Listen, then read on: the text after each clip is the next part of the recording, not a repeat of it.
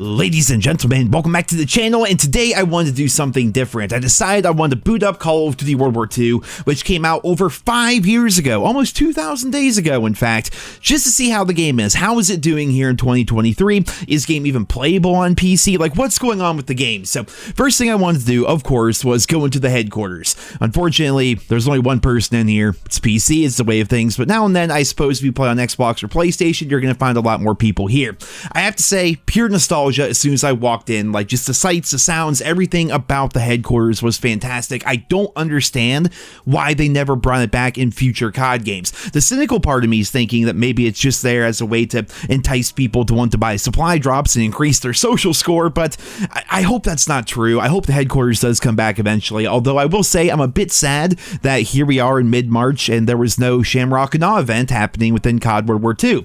Back during Call of Duty World War II, events were incredible. They would update the headquarters with every major event, and according to the COD Wiki, the event started on March 13th, way back in the day, and it's only March 11th right now, though I have a sneaking suspicion that they don't bother going back to update the headquarters for old events anymore. I could be wrong, I haven't played the game in ages, years, but it would be cool if they were to bring that back because they put so much time and effort into updating the headquarters, and it's a real shame that they don't bother actually using any of those assets anymore. But there's so much more I could say about the headquarters. I've done entire videos on it, but I'm going to cover that stuff later. First of all, let's just jump right into the multiplayer and knock some of that rust off, because I don't know about you guys, but when I jump from COD to COD, there's a bit of an adjustment period, and I imagine the same is going to be true in this game.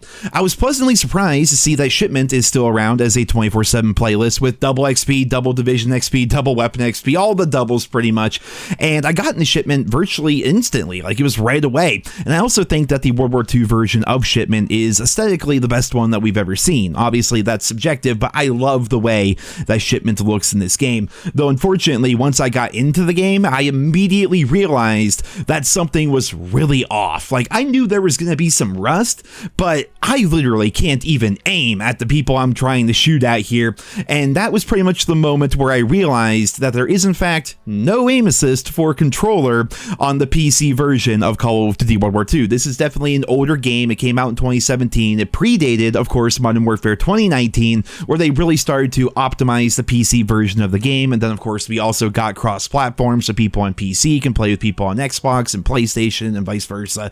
So it's definitely an old game in that respect, but man, I was at such a massive disadvantage when I was playing with controller on the PC version of this game, because unless you have like no experience whatsoever with keyboard and mouse, the sheer clunkiness of a controller without aim assist in a fast-paced game like COD, where life and death is literally separated by milliseconds, you're just at such a huge disadvantage, man. You get killed almost every time, but even with that severe disadvantage, it felt so good to play this game again, man. Again, like I said earlier, the headquarters, like the sights and the sounds of Call of Duty World War II. This game has soul, which is really hard to describe. Like, what does soul mean? Yeah, there's something about this game. The way it looks, the way it sounds, the way it feels, the way the game just runs so smoothly. It's something that I don't think Sledgehammer Games was able to replicate with Call of Duty Vanguard.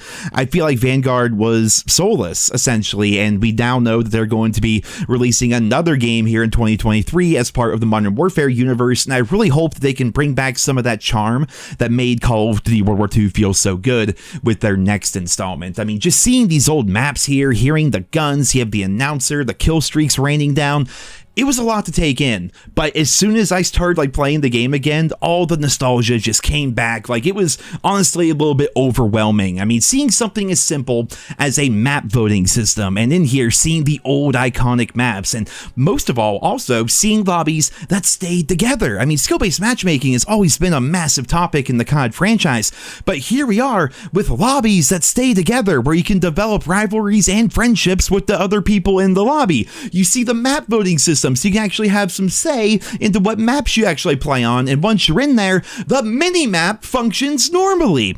This is the COD that I miss, man. I mean, you could talk about the divisions system and how it was really off-putting when the game first came out, and how a lot of people agree that it got better after the big update several months into the game's life cycle, but regardless, like, sure, the perk system and the create class system was a little bit weird. I mean, when I go to edit my gun, I just put a red dot sight on it. No disadvantages, no no reduced aim down sight speed or anything like that. No, you just have a red dot. You put a foregrip on your gun. There's no penalty. It just makes your gun a little bit better. How awesome is that? Like, the simplicity of the older CODs. This game's not even really that old. Like, normal functioning attachments, a working mini-map, lobbies that stay together, and a map voting system. Like, these are things that they have just pushed to the wayside in the COD series for one reason or another, and it felt really good to come back to a game that actually had these features. Now, eventually I did give in because, dude, I mean, I'm taking in the sights and the sounds, I'm enjoying things, but it's hard to enjoy COD when your aim is like this. It was really damn bad.